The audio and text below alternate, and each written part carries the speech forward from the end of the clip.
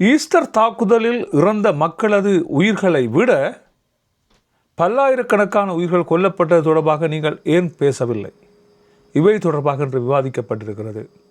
வைத்தியசாலையில் இருந்து கொண்டு ஒரு நீதிமன்றத்தை கேள்விக்குள்ளாக்க முடியுமா?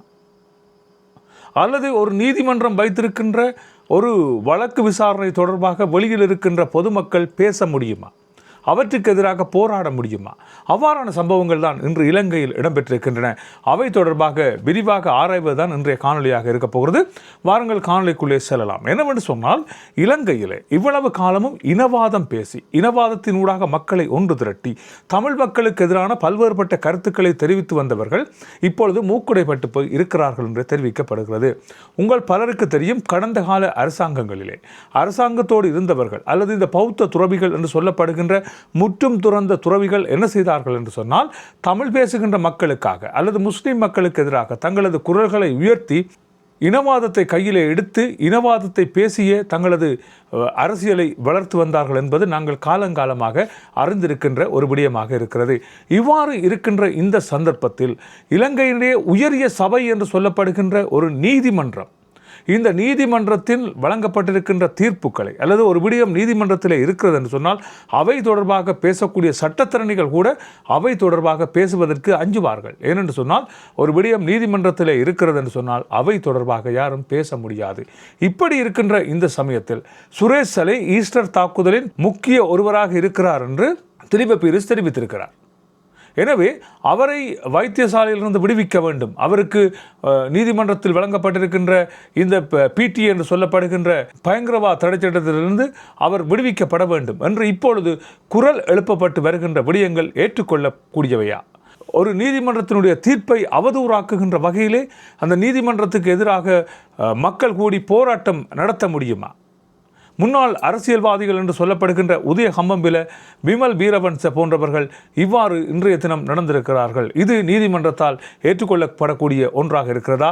சட்டம் இவற்றையெல்லாம் அனுமதித்திருக்கிறதா என்பதுதான் இன்றைய பேசுபொருளாக இருக்கின்றன. சுரேஷ் சலையின் மனைவி இன்றைய தினம் வெளிவந்து சுரேஷ் சலை தொடர்பான கருத்துக்களை அவர் வெளியிடுகிறார். பயங்கரவாத தடைச்சட்டத்தில் கைது செய்யப்பட்டிருக்க கூடாது என்று சொல்கிறார்கள். ஒரு நாட்டை காத்தவர், 36 வருடங்களாக இலங்கை இராணுவத்திலே வேலை செய்த ஒருவர், இந்த நாட்டுக்காக தனது உயிரை அர்ப்பணித்து பாடுபட்ட ஒருவருக்கு இந்த நாடு வழங்கி இருக்கின்ற சிறப்பு இதுதானா என்பது போன்று அவர் கேள்வி எழுப்பியிருக்கார். உண்மையில் பார்க்க போனால் நீதிமன்றம் வழங்குகின்ற தீர்ப்பை யாரும் விமர்சிக்க கூடாது என்று இலங்கையில் சட்டம் இருக்கிறது. அப்படி இருக்கின்ற இந்த சமயத்தில் இன்றைய தினம் கருத்துக்களை வெளியிட்ட சுரேஷ் சலையின் தாயாக இருக்கட்டும், சுரேஷ் சலையின் மனைவியாக இருக்கட்டும், சுரேஷ் சலையின் மகனாக இருக்கட்டும், இவ்வாறு வந்து இந்த கருத்துக்களை எல்லாம் முன்வைப்பார்கள் என்பது ஒரு கேள்விக்குரிய ஒரு விடயமாக மாறியிருக்கிறது. இதையே ஒரு தமிழ் மக்கள் செய்வார்களாக இருந்தால் அவர்கள் சட்டத்தின் பிடியில் இறுக்கப்பட்டு கைது செய்யப்பட்டிருப்பார்கள். தையிட்டி விகாரைக்கு எதிராக போராட்டத்தை மேற்கொண்டார்கள் என்று சொல்லி, நீதிமன்றத்தை அவமதித்தார்கள் என்று சொல்லி திரு வேலன் சுவாமிகள் கைது செய்யப்பட்டிருந்தார். அந்த பிரதேசத்துக்கு பொறுப்பாக இருந்த பிரதேச சபை உறுப்பினர் கைது செய்யப்பட்டிருந்தார். அது மாத்திரமன்றி பல்வேறுபட்ட இடங்களிலே பலர் காலங்காலமாக தமிழர்கள் கைது செய்யப்பட்டு கொண்டிருக்கிறார்கள். தமிழர்களுக்கு ஒரு நீதி, சிங்களவர்களுக்கு ஒரு நீதியா என்று கேட்க வேண்டிய அளவுக்கு இன்று நிலைமை மோசமாகி இருக்கிறது. அப்படியான ஒரு சம்பவம் தான் இன்று இலங்கையில் இடம்பெற்றிருக்கிறது. ஒரு அரசாங்கத்துக்கு எதிராக போராட்டத்தை நடத்துகிறோம், நீதிமன்றத்தின் தீர்ப்புக்கு எதிராக போராட்டத்தை நடத்துகிறோம் என்று சொல்லி இன்றைய தினம் ஒரு 30 நபர்கள் இன்று போராட்டத்தில் ஈடுபட்டிருக்கிறார்கள். விமல் வீரவன்ச, அதே போன்று உதய ஹம்பம்பில போன்றவர்கள் அந்த இடத்திலே சத்தியாகிரக போராட்டம் என்று சொல்லி சிங்கள மக்களே ஒன்று திரளுங்கள் இந்த போராட்டத்துக்கு என்பது போன்று அவர்கள் அந்த போராட்டத்தினை அங்கே நடத்தியிருந்தார்கள். ஆனால் அந்த போராட்டத்துக்கு வந்தது வெறும் 30 நபர்கள் என்று சொல்லப்படுகிறது. அது மாத்திரமல்ல, அந்த போராட்டத்தை, அதாவது இந்த சத்தியாகிரகத்தை ஆரம்பித்து வைத்த விமல் வீரவன்சவும் உதய ஹம்பம்பிலவும் சரியாக 1 மணி நேரத்துக்குள்ளே அந்த இடத்திலிருந்து சென்றிருக்கிறார்கள் என்று சொல்லப்படுகிறது. இதுதான் இவர்கள் நடத்துகின்ற போராட்டமா என்று இப்பொழுது கேள்விக்குரியதும் நகைப்புக்குரிய விடயமாகவும் இது மாறியிருக்கிறது. ஒரு போராட்டத்தை இவர்கள் ஆரம்பித்து பார்த்தார்கள், மக்கள் தங்கள் பின்னால் அணிதிரள்வார்கள் என்று எதிர்பார்த்தார்கள், இனவாதத்தை கக்கி பார்த்தார்கள். ஆனால் அங்கே எதுவுமே செயற்படவில்லை என்று சொல்லப்படுகிறது. அங்கே 30 வகையான இவர்களது ஆதரவாளர்கள் வந்திருந்தார்கள் என்று சொல்லப்படுகிறது. அதே வேளையில் போராட்டத்துக்கு வந்திருந்தவர்களே போலீசாரும் ஊடகவியலாளர்களும் கூடுதலாக இருந்தார்கள் என்று சொல்லப்படுகிறது. அதே வேளையில் உங்கள் பலருக்கு தெரியும், அறகல போராட்டத்தின் பின்பாடு எந்த விதமான கொட்டகைகள் அமைப்பதற்கும் அனுமதி மறுக்கப்பட்டிருந்தது. ஆனால் இங்கே கொட்டகை அமைத்து மலையிலே இவர்கள் காத்திருந்தார்கள் என்று சொல்லப்படுகிறது. இதற்கு நீதிமன்றம் என்ன தீர்ப்பு வழங்கப் போகிறது என்பதுதான் இப்பொழுது பலரது கேள்வியாக இருக்கிறது. அதே வேளையில் அங்கே கருத்தை வெளியிட்ட ஒரு சிங்கள பெண்மணி தொடர்பாக இன்று சமூக ஊடகங்கள் கிழித்து தொங்கவிட்டிருக்கின்றன. 300 உயிர்களுக்காக இவ்வாறு சுரேசலையை கை செய்திருக்கிறீர்களே, விடுதலை புலிகளால் பல்லாயிரக்கணக்கான சிங்கள மக்கள் கொல்லப்பட்டார்கள் என்பது போன்று அவர் கருத்துக்களை தெரிவித்திருக்கிறார். அவை தொடர்பாக இப்பொழுது பல்வேறுபட்ட சர்ச்சைக்குரிய பேச்சுக்கள் இப்பொழுது சமூக வலைத்தளமெங்கும் இடம்பெற்று வருகின்றன. அந்த பெண்ணின் பேச்சு தொடர்பாக சமூக ஊடகங்கள் இப்பொழுது பல்வேறுபட்ட கருத்துக்களை வெளியிட ஆரம்பித்திருக்கின்றன. தனியே தமிழ் ஊடகங்கள் மாத்திரமல்ல, சிங்களத்தில் இருக்கின்ற பல்வேறுபட்ட சமூக ஊடகங்கள் அந்த பெண்ணை தீர்த்து வருகின்றன. 300 உயிர்கள் என்று சொல்லப்படுகின்ற அந்த உயிர்கள் இல்லையா என்பது போன்று கேள்விகள் கேட்கப்பட்டிருக்கின்றன. அவர் எந்த ஒரு போர் வீரனாக இருக்கட்டும், எப்படித்தான் நாட்டை காத்தவராக இருக்கட்டும், ஒரு வணக்க ஸ்தலத்திலே குண்டு வைத்தார் என்பது அவர் மீது சுமத்தப்பட்டிருக்கிற குற்றச்சாட்டு. எனவே அந்த நீதிமன்றத்தின் தீர்ப்பு வருவரைக்கும் இந்த விமர்சிப்பது உண்மையில் குற்றமாக கருதப்படுகிறது. எனவே இவை தொடர்பாக நீதிமன்றம் இனி என்ன நடவடிக்கை எடுக்கப் போகிறது என்றுதான் இன்று அரசியல் அவதானிகள் அவதானித்துக் கொண்டிருக்கிறார்கள். சரி, இப்படி இருக்கின்ற இந்த நிலையில் கோத்தபாய ராஜபக்ச கைது செய்யப்பட போகிறாராம். கோத்தபாய ராஜபக்ச கைது செய்யப்பட போகிறார். அது எல்லோருக்குமே தெரிந்த விடயம். கோத்தபாய ராஜபக்ச ஈஸ்டர் குண்டு தாக்குதலில் மூலியாக இருந்திருக்கிறார். அவரின் பணிப்பின் பேரில் தான் இந்த குண்டு தாக்குதல் இடம்பெற்றிருந்தது என்பது பலரும் அறிந்த விடயம். இப்படி இருக்கின்ற சமயத்தில் இன்றைய தினம் புதிய மக்கள் முன்னணி தலைவர் சுகீஸ்வர பண்டார இந்த தகவலை வெளியிட்டிருக்கிறார். சுகீஸ்வர பண்டார யார் என்று பார்த்தால் கோத்தபாய ராஜபக்சவின் செயலாளராக முன்னர் இருந்தவர். ஈஸ்டர் குண்டு தாக்குதலின் காரணமாக இவர் கைது செய்யப்பட போகிறார் என்று தெரிவிக்கப்பட்டிருக்கிறது.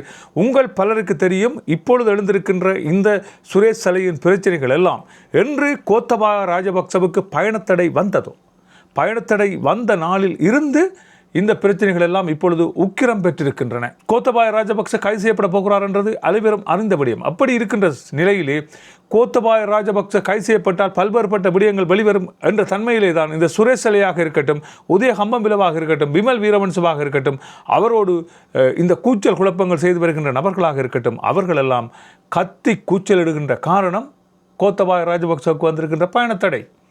ஒருவருக்கு பயணத்தடை வந்திருக்கிறது என்பதன் அர்த்தம் அவர் மிக விரைவிலே கைது செய்யப்பட போகிறார் என்பதாக அமைந்திருக்கிறது. எனவேதான் இவர்கள் இவ்வாறு கூச்சல் குழப்பங்களை இட்டு வருகிறார்கள் என்று இப்பொழுது கருத்துக்கள் தெரிவிக்கப்பட்டிருக்கின்றன. சார், இவை இப்படி இருக்கின்ற நேரத்திலே ஈஸ்டர் குண்டு தாக்குதல் இடம்பெற்று வருகின்ற விசாரணைகள் தொடர்பாக புலனாய்வு அதிகாரிகள் பலரிடம் விசாரணைகள் மேற்கொள்ளப்பட்டு வருகின்றன. இந்த வகையிலே அரச புலனாய்வு பிரிவின் முன்னாள் அதிகாரியான கேர்னல் ஹெலும் மத்துக்கே நீதிமன்றத்திலே ஒரு வழக்கு ஒன்றை தாக்கல் செய்திருந்தார்.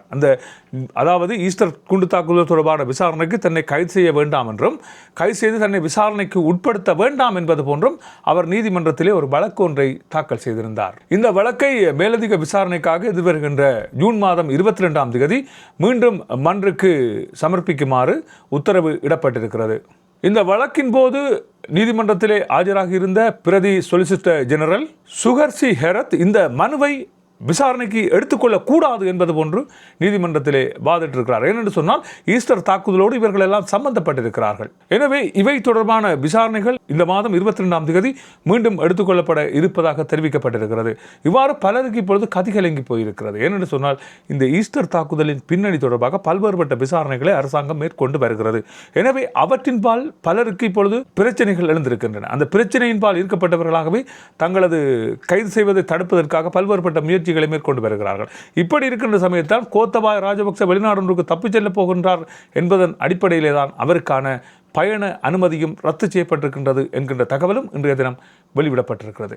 இவை இப்படி இருக்கின்ற சமயத்திலே நாமல் ராஜபக்ச இன்றைய தினம் ஒரு கருத்துக்களை தெரிவித்திருக்கிறார். என்னவென்று சொன்னால், இந்த ஈஸ்டர் கோப்புகளை மூடி மறைத்த அதிகாரிகளை அரசாங்கம் காப்பாற்றி வருவதாகவும், இவற்றுக்கு பதிலாக புலனாய்வு அதிகாரிகளை சிறையிலே அடைத்து வருகிறது என்பது போன்று அவர் கருத்துக்களை தெரிவித்திருக்கிறார். இந்த அரசாங்கம் ஆட்சிக்கு வந்த காலம் தொடக்கம் பல்வேறுபட்ட பழிவாங்கு நடவடிக்கைகளில் ஈடுபட்டு வருகிறது என்றும், ஆனால் இவற்றுக்கு ஆதரவாக செயற்பட்ட அல்லது இந்த கோப்புகளை மூடி மறைத்தார்கள் என்று சொல்லப்படுகின்ற பல்வேறுபட்ட புலனாய்வு அதிகாரிகளையும் மற்றும் அப்போது இருந்த மேலாண்மை அதிகாரிகளையும் அரசாங்கம் பாதுகாத்து வருகிறது என்றும், நாட்டை பாதுகாத்து போரை முடிவுக்கு கொண்டு வந்த புலனாய்வு அதிகாரிகளையும் மற்றும் இராணுவ அதிகாரிகளையும் இந்த அரசாங்கம் பழிவாங்கி கொண்டிருக்கிறது என்பது போன்று நாமல் ராஜபக்ச தனது கருத்துக்கு இன்று ஒரு கருத்தை தெரிவித்திருக்கிறார். நல்லது உறவுகளை, இதுதான் இன்றைய செய்திக்குறிப்பாக இருக்கின்றன. மற்றும் ஒரு செய்திக்குறிப்பில் சந்திக்கலாம். அதுவரை அன்பு வணக்கம் கூறி விடைபெறுகிறேன். நன்றி, வணக்கம்.